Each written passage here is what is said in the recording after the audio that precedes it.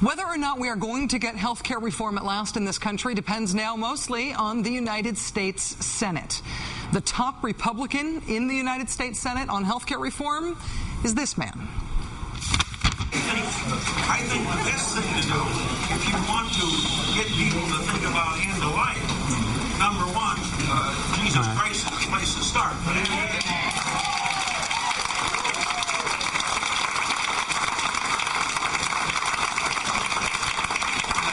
After that, and the physical life, as opposed to your eternal life, it ought to be done within the family and considered a religious and ethical issue and not something that politicians deal with. Oh, not something that politicians deal with. As the top Republican in the Senate on the issue of health care, Iowa Senator Chuck Grassley, and he says what happens at the end of your life is something for within your family. It's not something politicians should deal with.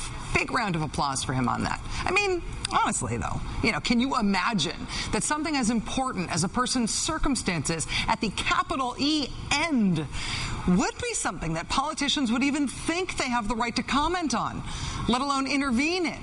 Can you even imagine that?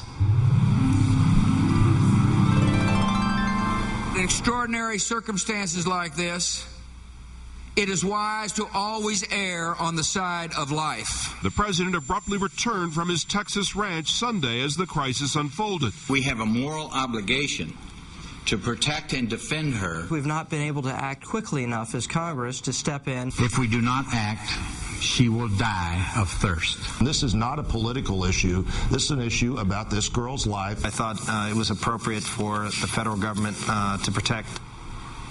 So it was appropriate for the federal government, specifically for the Republican Party, to get involved in a private family health care decision in 2005.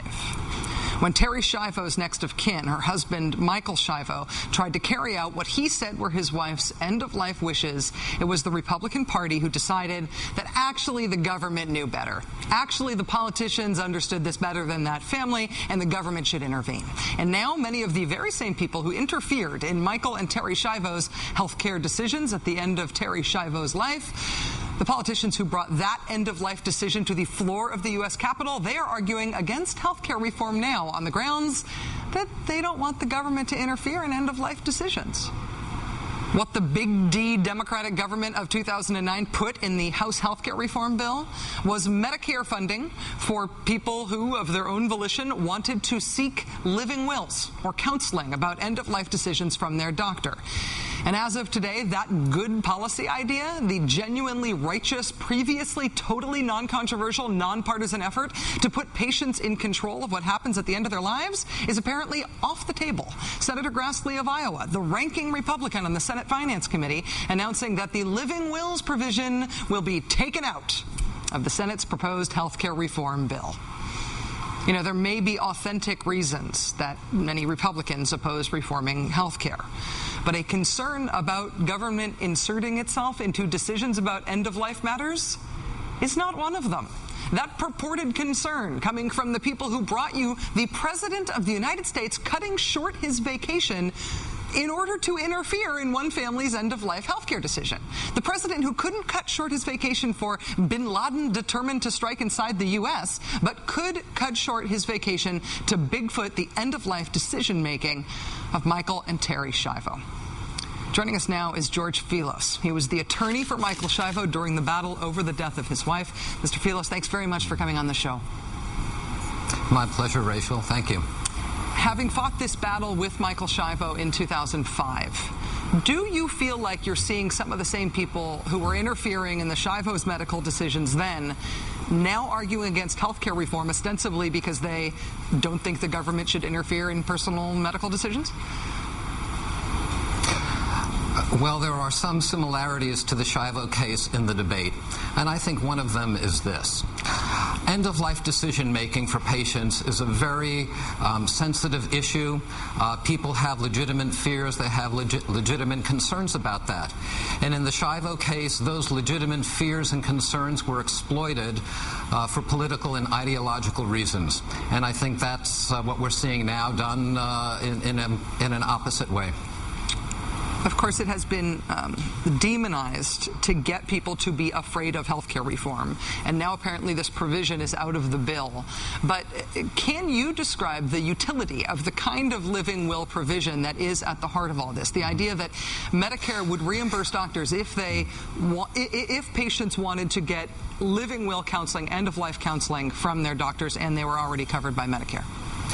Well, this conversation between a doctor and a patient, which has been so demonized and mischaracterized, is very simple. You have a patient, let's say, who's in a terminal condition or an end-stage condition, and perhaps they're being admitted to a facility, a hospital or nursing home, where the time comes to have the conversation. And the doctor may say, well, you know, if your heart stops beating, what do you want to have happen? Do you want to be resuscitated or not? And the patient says, well, what's the pros and cons? And the doctor may say, well, you know, if we resuscitate you, there's a 20% chance that you'll be unconscious. There's a 40% chance that you may awake but have severe brain damage, and there's a 40% chance you may be all right. And the patient may say, well, you know, how much more time may that buy me? And the doctor may say, well, that's about 4 months, 6 months. The patient digests that information, talks to his family members about it, and comes to a reasoned decision. That's the most sensible and practical thing a patient and doctor can do, and that empowers patients to make decisions that's right for them and right for their families. By talking about that, by characterizing that kind of conversation as a way essentially to enforce euthanasia in this country in order to even kill people against their will, even tell people who are considering healthcare measures that they can't have those healthcare measures because they're somehow not economically worthy. Those are the ways that what you've just described has been sort of perverted in the description about healthcare reform. Do you think that permanent damage is being done to the idea of people getting living wills? Well, I certainly hope not. And you have to remember that propagation of fear as a technique may work in the short term, but it never works in the long term. If you take the Shivo case as an example, those proponents of interfering with private decision making, those opponents who exploited the Shivo case, it was downhill for them politically after that. So, you know, I hope that there's no damage being occurred, because physicians and patients need all the help they can get to get together and make these decisions. Rachel, most people don't want to die in an ICU on a ventilator or with tubes in their body. People would like to die at home. They'd like to die in familiar surroundings with their loved ones and pain-free.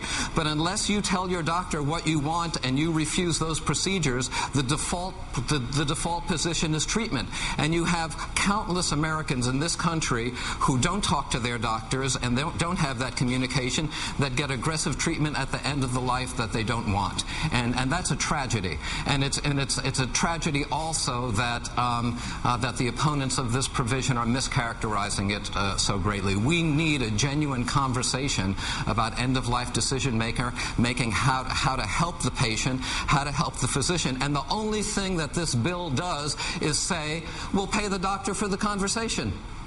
George Felix, former attorney for Michael Shivo, perfectly clarifying remarks on this tonight. Thanks for helping us get through it. I really appreciate it. My pleasure, Rachel.